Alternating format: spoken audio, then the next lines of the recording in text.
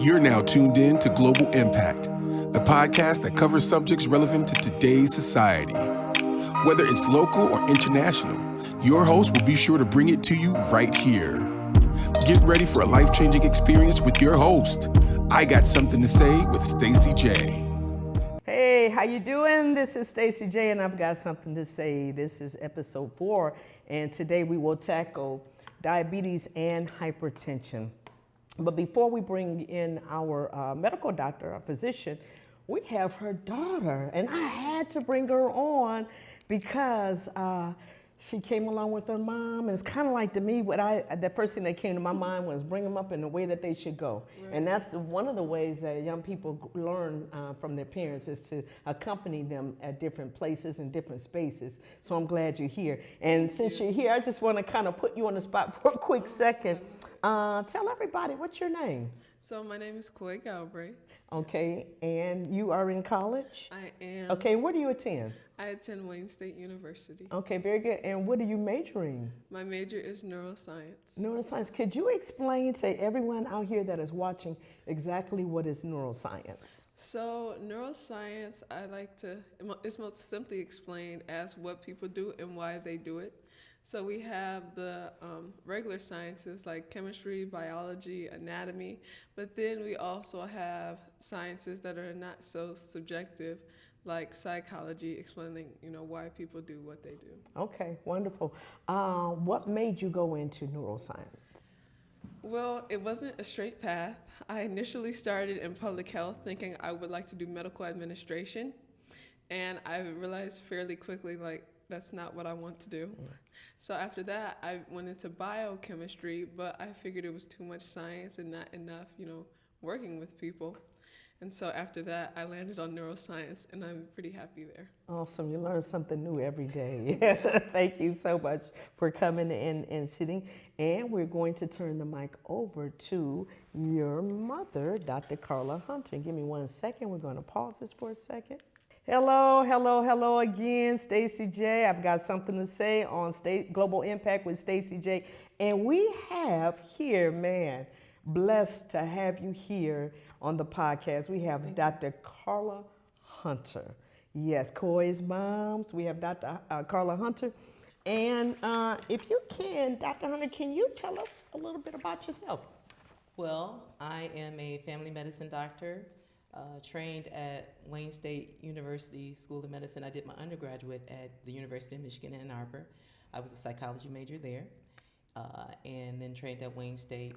My residency I completed at Henry Ford Hospital, family medicine residency program, and had a lot of experience after residency, most of which has been with underserved populations. Currently, I am in private practice right here in the city of Detroit. Awesome, wonderful. So today, I wanted you to talk about diabetes and hypertension because these are really, they're global. People all around the world have been diagnosed with diabetes and hypertension, but also these are ailments, I can call ailments that affect people greatly in metropolitan Detroit. Mm-hmm. Why? So my first question is, why do we refer to diabetes as sugar? Back in the day, it was sugar diabetes. Where does that come from? Right. So I got that question ahead of time, and I did a little research. And so what I discovered was the root or the origin of the word is Latin. The diabetes, the medical term is diabetes mellitus. Right. And the mellitus part refers to it's a Latin term, and it referred to the sugary taste or smell of urine. Mm-hmm. Yeah, okay. So that's how you get the diabetes. And I believe the diabetes part is Greek, and it has to do with siphon, the beginning. But the sugar part of it, we picked up the term sugar diabetes from that Latin mellitus part, meaning urine, sweet smelling or tasting urine. Mm-hmm. And some people just say, I got sugar. Back in the day. The other part is why they tasted it. Right. So what is the difference? Because I am a type 2 diabetic, and I talk about that quite a bit on my social media. Very transparent with that. But what is the difference between type 1 and type 2 diabetes? So the difference is type 1 diabetes is typically an autoimmune process where the body kind of mounts an attack on itself, and the pancreas is not functioning. Your pancreas is responsible for producing insulin. Type 1 diabetes is an autoimmune disease where the pancreas is affected and not producing insulin. And it's typically diagnosed early in life. Early on, it was thought to be childhood diabetes. It was, or it was termed childhood diabetes. Right. Whereas type 2 diabetes, and I'm not a expert, and let me just say this, before we go any further, I'd like to say also that I'm not here to give any, I just want to give a disclaimer, I'm not giving any advice, I'm just here to provide some information and answer a few questions and hopefully enlighten everyone. So, but type 2 diabetes is usually develops later in life, and ultimately what happens is the pancreas burns out. The pancreas still makes insulin, but the body develops a resistance to it. Okay. So the body's not responding to the insulin like it should. So, and then you'll hear the term insulin resistance. Yes, yes. Is type 2 diabetes, do you know if it's always hereditary? Or, because I know it runs quite a bit in my family, but is it always hereditary? So I'm not, I'd have to, again, do some more research. It's been a long time since I've been in med school now. My daughter, who's pre-med, would be more on top of the specifics, but in most cases, there is some genetic predisposition. So typically, if your parents, and that's one reason we take a medical history when patients come in to see us, we ask you about your medical history because a lot of these conditions are hereditary. So, or there's some predisposition. So if your parents had it, you have a greater risk for developing it. Okay. And type 2 diabetes is one of those diseases. Yeah. How would you recommend that patients manage their diabetes? When I say managing, meaning to keep it from your A1C from elevating, what is? So I would say, based on the patient population that I deal with, and it's primarily African American, the first thing is to pay attention to the signs. You'd be amazed at how many patients come in and they've been feeling a particular way for a long time. Peeing a lot, drinking a lot, eating a lot, losing weight, even though despite the fact that they're eating a lot. And when you have those symptoms, yes. you have to pay attention to it. If it's not your normal,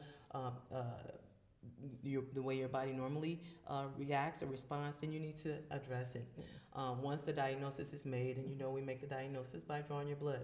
Sometimes we poke your finger, and that tells me what your blood sugar is right at that moment. But then we do a blood draw where we draw the blood from your vein, and that tells me how your blood cells have been responding over the last 4 months or 120 days. The red blood cells list for 120 days. Well, that'll give me a better indication of how your blood sugars have been averaging for the last 4 months, right? So once the diagnosis is made, then it's important to, as much as you can, try to get an understanding of the disease. I think that's where a lot of the intimidation or trepidations come from. People are afraid of what they don't understand. So the first thing is incumbent to try to find a physician that you're comfortable with, that you understand, that you, if possible. And that doesn't mean they have to be African American because you're African American, but you shouldn't walk away from the visit more confused than when you came. Right. All right? Now, you mentioned the blood draw from the vein for the 4 month. Is that what we can expect, that A1C, right? Reading? That's where we get your A1C. Right. I call that report card day. Because, when the doctor tells you, watch what you eat, lower the carbs. We're going to have a dietitian on real soon. So when the doctor says that, and when in the minute we get on that scale, we get to saying, well, I know I have a lot of clothes on. Clothes on weigh 5 pounds. So that's report card day. They always laugh when I say that, but that's for cholesterol and I know diabetes and different things like that. So what is, and I know we have pre-diabetes and we have diabetes. Can you kind of help us out? What should that number? Okay. So pre-diabetes is a precursor. I see it as a warning, or it's your body's way of saying, hey, you need to do some things differently. You're heading in the wrong direction. The numbers that we look at. Again, we're talking about the A1C, or the glycosylated A1C, and that is for A1C 5.7. So less than 5.7 is normal. Oh, okay. All right? Between 5.7 and 6.4. Greater than 5.7 to 6.4 is pre-diabetes. All right? Once you're greater than 6.4, you have a diagnosis of diabetes. Okay, yes. Yep. Um, how important is it to see a dietitian to assist? Is it Yeah, it's very very important? important. Okay. It's very important to, if you're able to manage it and be compliant and talk to the, 'cause a lot of patients who are pre-diabetes, and the thing is, if the patient doesn't buy in, it's prescribing medications is to no effect. The Yeah. patient has to buy into the treatment and controlling it. Once you've had that discussion, the diagnosis has been made, the medications have been prescribed, or you've agreed on the management on how to move forward, then diet is very important. Yes. Diet is very important, and sometimes you can control it with diet. Yes. You can control your diabetes or pre-diabetes with diet. Yes. So it's important. If you can't do that on your own with the meal planning and understanding carbohydrates and sugar, then seeing a dietitian is excellent. I've referred several patients to see a dietitian to help with meal planning. Can diabetes go into remission? So what can happen is it can be controlled without medication. Okay, in some cases.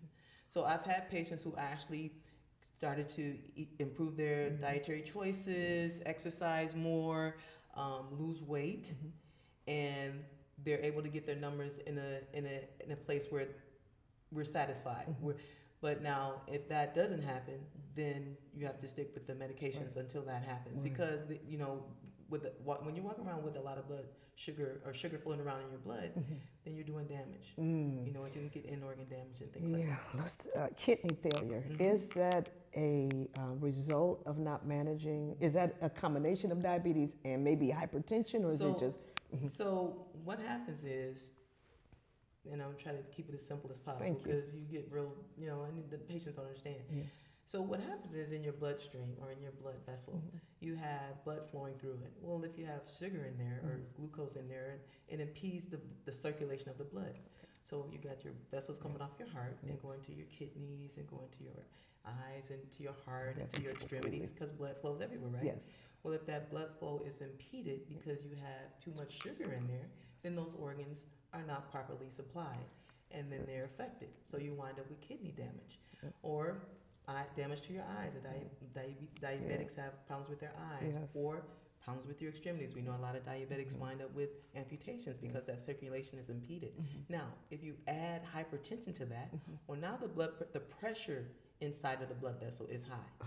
So the pressure is high, and you got a lot of sugar flowing around in there. And let's throw in cholesterol, if that's the situation. So now you got sugar Plaque buildup, and plaque on the walls of the artery. Yes. And you remember the blood vessel is a tube. It has a lumen. And if the blood can't flow through there properly, then the organs that are supplied are affected because they're not being supplied. So your eyes, your heart, all your major your organs. brain. Okay. Right? If you don't get blood flow to your brain, then you have an insult to your stroke, to your heart, then you have a heart attack or a myocardial infarction or a heart attack, right? To your kidneys, so you wind up with kidney damage, and in worst case scenario, end-stage renal disease where you wind up on dialysis, and then circulation, right? So then you wind up with amputations if these conditions aren't properly managed. Right.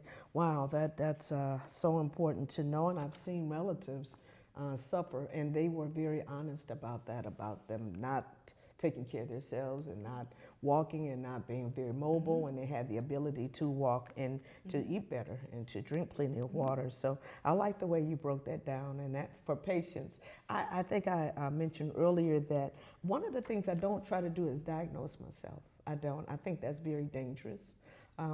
I think it's very, very important to listen to medical. I mean, you went to medical school, not, and you served, there's a reason why we're knocking on the door and making an appointment. And I think it's very, very important not to diagnose myself, but also I know people, this is pretty popular now. And I don't know if you know this, but there are a lot of people that will take an herbal route versus medicine that the doctor will not prescribe. And I don't know if you want to talk about that, but you know what I tell people, you have to make a decision you can live with. And that's important. Now, doctors don't dream or don't just make up things. They know what they're doing. And if you don't trust your physician, you can go to somebody that you do trust. but you have to be careful because you have to look at, because I know with some people, I've heard of people saying they didn't like the ingredients in medicine, or they didn't like what was in medicine, and they didn't feel that it was safe. But I know this same person left here early, and they left as a result. It wasn't like it was something because they didn't take their medicine, so it was related to all of that. And So I would say that the internet is our friend and our enemy. yes. To some degree, I think it's good that people try to empower themselves and learn more. Like I said, you need to understand or try to understand, but at the same time, you should have confidence in the physician.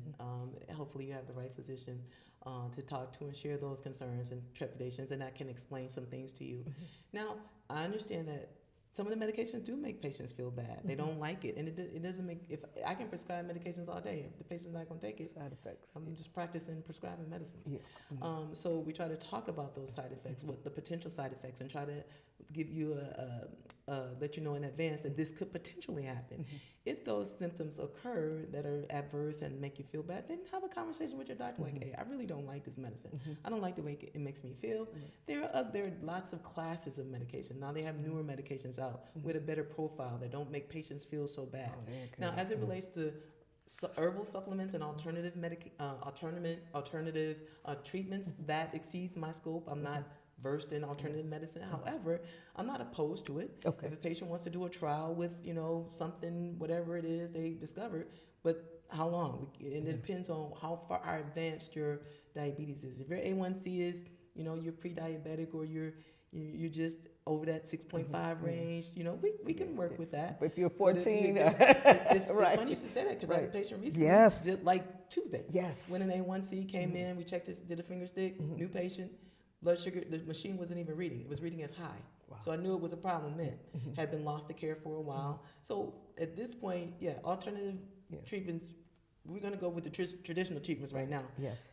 Until we can get this thing under control. But it's not unreasonable to do a trial. And then if that doesn't work, then you have to put confidence in the medicine that we do know that works. Yeah. What is neuropathy? I hear about that comment as well. So neuropathy is the root word neuro, or nerve endings. And so the nerves are affected because you have this sugar floating around in your bloodstream, and so the nerve endings are affected, and so there's a sensation. So patients describe a sensation in their feet and their hands, a tingling sensation. Typically, again, we're talking about end organ damage, because typically that's an indication that your blood sugars aren't controlled. And so we need to, once we get better control, a lot of times, not in every case, but in most cases, those symptoms will improve, because you pull some of that sugar, that glucose, and that's what the sugar it is, floating around in the bloodstream. We pull that out of the bloodstream, then your circulation's improved, those nerve endings feel better, and the symptoms resolve to some degree. Let me ask you a question. What are some common myths associated with diabetes and treatment of it? Wow, okay. So, common myths. You probably have to share with me what the common myths are. Okay. On treatment or managing, or no? I think just the most obvious things, the medications affect libido, your sexual performance. There are a lot of side effects, and there can be. Those aren't necessarily myths. Okay. I'm not sure what all right. the myths are. I'm sorry about that question. It's okay. So our next topic, and thank you, very good information, very good information about diabetes, hypertension. What happens when our bodies, when we're diagnosed with hypertension? What's going on inside of our body? So what's going on inside of our body? Hypertension, or the lamest term, is high blood pressure. So the pressure in the blood vessel is high. And so there can be several, reasons for that. The blood vessel is constricted to some degree, and so the flow through the vessel is impeded, which causes the pressure to be high. Typically sodium. When we eat sodium, our body processes it, and that sodium is drawn into the bloodstream, right? Yes. And then water follows sodium. So now the volume inside of the bloodstream is increased, because So you'll notice sometimes with hypertension, people are retaining fluid. Water, You can yeah. see their ankles are swollen because if you consume a lot of sodium, water follows it. And what happens is our body doesn't know how to manage, how to deal with all the sodium. And so it causes the pressure inside of the blood vessel to be high. Yes. Hence high blood pressure. How can we manage hypertension? Again, Reduce the sodium. Well, first of all, pay attention to the warnings. Okay. Pay attention to the. What are the warnings? Because they call it a silent killer. That's one of my next questions. That's exactly right. And that's where I'm glad that you mentioned that. People say that, and a lot of times people aren't walking around feeling just fantastic and asymptomatic, which is just no symptoms, and they're doing great, and then they have a cold and go to urgent care, and they're like, oh, your blood pressure's high, by the way, Right. Or so a lot of it is diagnosed insidiously, insidiously, where we just stumbled on it. But a lot of times, if you're having like headaches or more frequently, or some visual changes, and again, now that would be more end organ damage, like you've had it for a while, but you're not paying attention to the signs. Okay. So yeah. And that's why it's important to come and see a doctor, at least physician, at least once a year. Once a year, definitely. Yeah. Silent killer. So that means that people can just drop dead and just not know. Because I know a lot of people do feel like, well, I don't, do drugs or alcohol. I don't eat any pork. I run. I exercise every day. I don't have any body fat, and I don't need to take in. I don't think I have high blood pressure, and I feel perfectly fine. So that's exactly right. Yeah. You made a good point. It's important to at least get an annual wellness visit, because a lot of times people are just feeling great. Yeah. And even once the diagnosis is made, some people are like, well, I feel fine, so why do I need medicine? But that's why it's called a silent killer, because sometimes there are no symptoms. Wow. But in the meantime, your pressure is high, which makes you, so you got to remember the blood vessels come off the heart. And if the vessels coming off the heart, the pressure is high, then that means the heart has to pump harder to get that blood where it needs to go. So now you're working your heart, because the heart is a muscle, and it's like anything. If we keep working, if I keep doing curls, my biceps are going to get bigger and bigger. And so that's what happens. We work the heart, and then we wind up with an enlarged heart, and all the complications that are a result of that, including hypertension. Okay. So we have when I check my blood pressure, there's two numbers. There's a top number, and then there's a lower number. What should my range? Now, is a range based on age, or is it based on? So there's lots of research done, and we have the United States Preventive Task Force, which is what we typically refer to for the most current evidence-based medicine. And then we have JNC. So they have a lot of ways that they determine these ranges. Okay. And there is a little variation that's predicated on age. As you start to get older, we loosen up we're not as restricted with the range. And so we're a little more lenient, because your pharmacodynamics and pharmacokinetics, those are fancy words for your body changes as you get older. And that's important. That's why it's important for doctors to know your history, so that they can, all of that just factors in on your blood pressure. Yeah, okay. Right, but that age is, that range is, so typically the standard, the goal, now, on a perfect patient with no health problems, ideally your blood sugar should be 120 over 80. Okay. Right? Yeah. 120 over 80. The top number, which is called the systolic blood pressure, should be. That's for a person perfectly healthy, no hypertension diagnosis, and the bottom number should be less than 80. Okay. So those parameters change as once the diagnosis is made and you're starting on medications. Well, ideally, we want your blood sugar to be the top number less than 140. The top number should be less than 140, and the bottom number less than 90. And it's even a little tighter if you're diabetic with high blood pressure. Yes. So then we want the top number to be less than 130. Wow. And the bottom number less than 80. Okay. Okay. All right. All right. And there are reasons for that. And they've done lots of research to improve for the best outcome.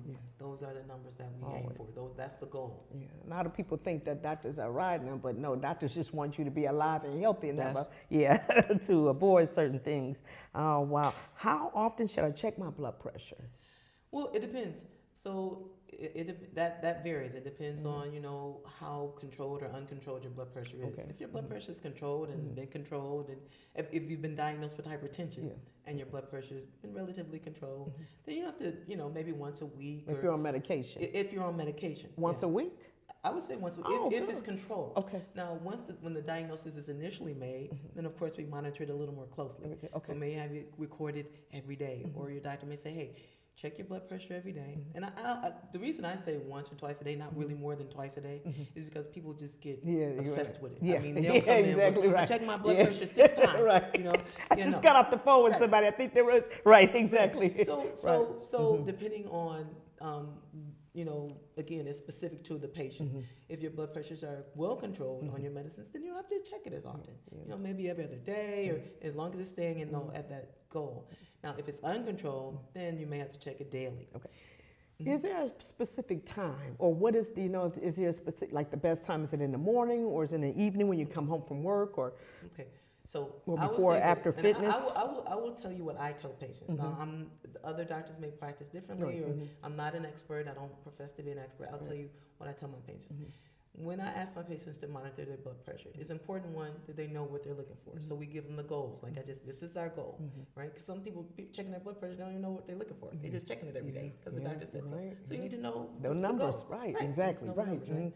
Then the other part I tell my patients is, whatever time you decide, just try to do it about the same time every day. So if you're going to check it in the morning when you wake up, check it in the morning when you wake up. Try to be about an hour around that same time.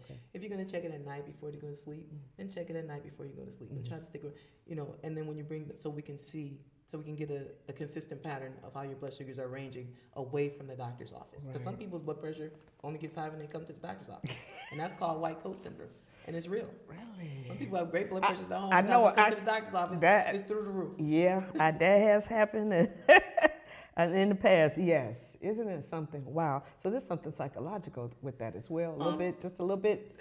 To some degree. Some of it, I honestly don't know the off the top of my head, the rationale behind white coat syndrome, but I do know that it is very real. I actually know because my mom has it. Okay. My mom has white coat syndrome. Yeah. Yep. I read where there are different stages, like a blood pressure categories. What does that mean? So it just means, again, it speaks to the degree of your uncontrolled blood pressure. Oh, okay. So I don't know the stages right offhand. I'd have to look at them, but I believe stage 1 is somewhere. Remember, I told you 120 over 80 or less is normal blood pressure. Right. Well, from 121 to 129 systolically is stage 1, and then the numbers go up from there. 130 to 140 to 139 is stage 2. We're talking about the top number now, and so forth. So 140 to 141 to 150 is stage 3. And I may not have those exact rates, but that's how it advances. And the same thing with the diastolic. So as the number increases, the stage increases. So the higher the stage, the more poorly controlled your pressure is, and then the more you're at risk for damages to other organs. Yes, that should get people's attention definitely to make sure we stay on top of this. Check your blood pressure. I think they have apps now on our phones. I think on the iPhone or something where people can put some type of apparatus in there. Yeah, so there's you can check it at the supermarket or at the local store. So there's never really excuse for why we shouldn't check it. Not to mention the blood pressure machine probably costs about $40. Yeah, a lot of. So can you have hypertension and not be overweight? Because a lot of times we often connect that with hereditary or because I'm overweight and I know I need to lose some pounds and so or some weight. Excuse me. I have patients who are not overweight. They meet their BMI is less than 25 and they have hypertension, diabetes as well. In many of those cases, there is some genetic component. Okay. But you don't have to be overweight to be diagnosed with these chronic conditions, high blood pressure, diabetes, high cholesterol. You don't have to be overweight. Other than type 1, type 2, I always thought it was associated either hereditary or being overweight, but you can have a decent BMI and still be a diabetic. That's correct. Wow. I learn something new every day. Like diabetes, can hypertension go into remission if we control it, and can we? It's a possibility. So what we say is, what happens with it is it can be controlled with diet and exercise, with lifestyle modifications, right? So if you modify your diet, you stay away from those things that cause your blood pressure to be high, and try to, limit your sodium intake, and then exercise. The recommendations for exercise is 150 minutes a week, so it's about 30 minutes a day for 5 days a week of moderately strenuous exercise. So you try to incorporate exercise into your daily regimen, and then lose weight, exercise, and it can be managed that way in some cases with diet and exercise and lifestyle model. If you smoke, that's bad. That doesn't help you. That contributes as well. What about alcohol consumption? Alcohol as well. Alcohol has a lot of calories in it, and it can also impact your blood sugar, your blood pressure. So if you modify those things, then there have been cases where we're able to taper a patient off medications, and they can manage it. I've had patients that lost a significant amount of weight and incorporated exercise into their regimen, and then we were able to back them off of the medication. Wonderful. Yeah, I know people who have had a weight loss surgery, and they no longer are on diabetic or hypertension medicine and so on. That's wonderful. I recently had a doctor, now it's not so much a fitness question, but I did have a physician tell me, I told her, well, I walk, and she says, imagine if you're walking with someone, if you can talk to them, but she says you want to elevate it where you cannot sing. Can you talk about that right there? And I'm like, wait a minute, I thought I was doing something. I'm doing 3 miles a day. That's good. Okay, actually, my daughter and I, my daughter will call me sometimes when she's working out. She's on the treadmill, and she'll say, "Mom, I got to get off the treadmill because I get tired." I said, "No, well, you should be a little bit winded. If you're not winded, you're not working." I'm not doing it. So one person told me if I wasn't sweating, I wasn't doing nothing. I don't think you don't have to necessarily sweat, but you should be at least winded. A little bit. A little bit of effort to hold a conversation. Okay. Right? Or like your doctor said, you shouldn't be able to sing. Yeah, sing, talk, but not sing. Talk, okay. Right? So and even that talk should be a little bit of effort, because if you just kind of if you talk like you and I and you work it out, you're not working out enough. I'm just going too slow on that treadmill. Okay. Yeah.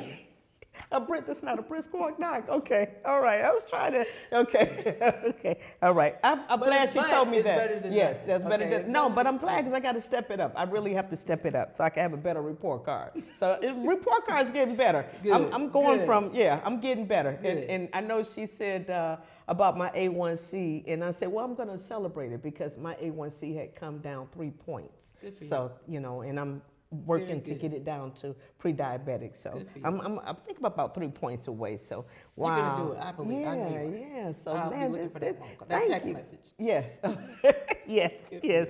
It has been such a blessing having you and your beautiful daughter Coy. It's so good to see that your mom's career has had an impact on you and has caused you to want to go into medicine. And I can just tell she really wants to help people.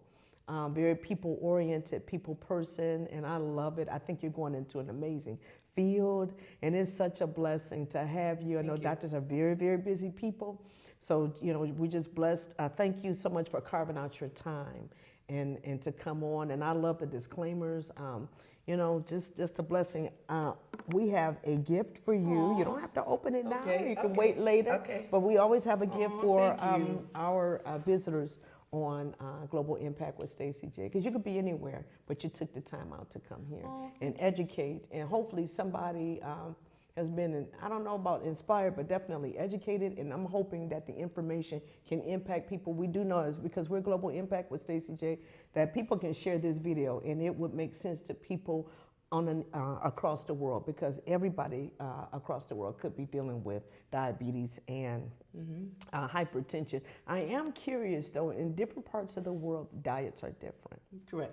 I'm always curious, are the numbers lower? So that's something that I'm not going to put you, if you want to answer that. I can't speak to. Yeah. I can't say that I did some research even before I come here just to make sure that I was on point. And I know that I am.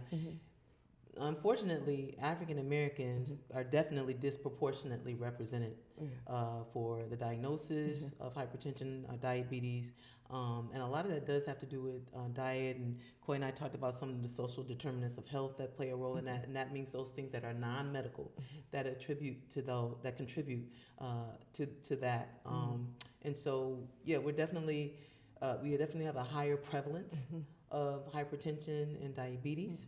And a lot of that is because of diet, sedentary, low income areas. We don't have Aldis. There are no Aldis in the city. You have to drive out Aldis and Whole Foods and where we can get better food selection. Kind of like food deserts, and you're right. Yes, and even transportation. Some gotta- people 'cause you gotta unfortunately do eat Exactly. at gas stations, and or fast food, because that's yes, what's on every corner, yes, right? yeah. So, but there are ways even with that where we can make better choices. Try to choose the fast food that's lower in sodium. Get the sweet and sour sauce with your chicken nuggets instead of the barbecue sauce because it has too much sodium in it. Just things that we can do. We can still do better, but a lot of it is, unfortunately, I can't wait to have that dietitian on. It has been amazing. I would like to thank you Yes. for inviting me out. You. I always am happy to do whatever I can to, influence or to educate our people. I'm happy my daughter Koi came today. I also have another wonderful daughter, Samantha, who's a sophomore. She's brilliant as well. But thank you so much for inviting me, and I'm so happy for the work that you're doing and anything that I can do to be of assistance, and stay encouraged. Thank you. I appreciate you. Thank you. And so she has something to say. Yes, diabetes and hypertension. If you enjoyed this video, please share or tag someone in the video. And also don't forget to subscribe to our Facebook page, TikTok, Instagram, and YouTube page, Global Impact with Stacey J. Please share this with somebody. Share this on your page. And we're going to end here, but thank you so much for tuning in. Thank you. You're now tuned in to Global Impact, the podcast that covers subjects relevant to today's society. Whether it's local or international, your host will be sure to bring it to you right here. Get ready for a life-changing experience with your host. I Got Something to Say with Stacey J. Thank you for tuning in to Global Impact with Stacey J. Now, if you heard something that inspired you, or if you know someone who would benefit from this content, please tag and share this podcast on your social media. If you have questions or concerns for me or our guests, don't hesitate to comment or email me at globalimpactwithstaceyj@gmail.com. And that's Stacey with the EY. You know what? You could be watching anything, but thank you for taking the time out to watch our podcast. Don't forget, follow us on Facebook, Instagram, TikTok, and YouTube. And again, that's Global Impact with Stacey J. Listen up, everybody, come and gather around. Let's listen to the hottest podcast in town. It's the Global Impact with your girl, Stacey J. It's covering all the topics that gossip no way. Cause she got something to say, yeah. Says she got something to say, Stacey J.